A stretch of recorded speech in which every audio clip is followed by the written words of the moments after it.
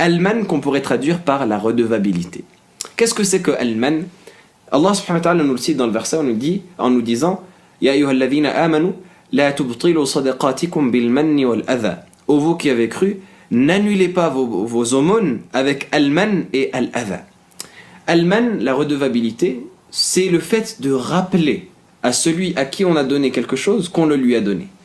C'est-à-dire que j'offre quelque chose à quelqu'un et je vais constamment lui rappeler, directement ou indirectement.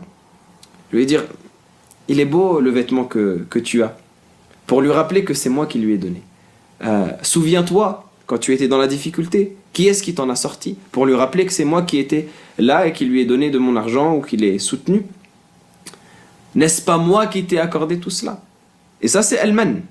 Et Al-adha, qui est cité dans ce verset, c'est le tort. C'est-à-dire le fait de se moquer d'un tel ou de faire de la médisance à son encontre, d'aller dire à un tel, celui-là, il était pauvre, il était miséreux, il dormait sous les ponts, et c'est moi qui l'ai sauvé, c'est moi qui lui ai accordé, c'est moi qui lui ai donné tout cela. Donc je fais du tort à cette personne, directement ou indirectement, que ce soit en face d'elle ou à travers la médisance et le fait de parler sur son dos, vis-à-vis de ce bienfait, vis-à-vis de cette aumône que je lui ai donnée. Et bien tout cela, ça annule l'aumône. Pourquoi?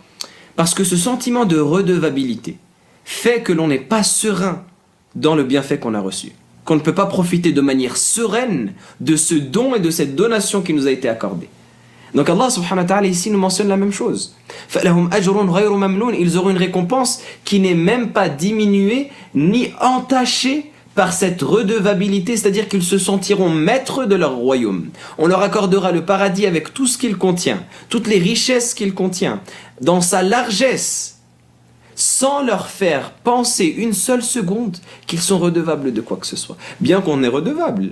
Et Allah subhanahu wa ta'ala nous mettra même à l'intérieur de nous cette redevabilité dans le sens de la reconnaissance.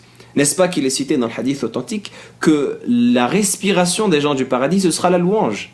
C'est-à-dire qu'on prononcera les louanges comme on respire ici-bas. Et les louanges, c'est une reconnaissance qu'on a vis-à-vis de notre Seigneur. Donc on sait qu'on doit cela à notre Seigneur. Mais le bienfait dans le paradis sera tellement parfait qu'on aura la sensation qu'on est des rois, que nous sommes des maîtres de ce royaume. Allah subhanahu wa ta'ala nous fera sentir cela parce que ce sera la perfection de la donation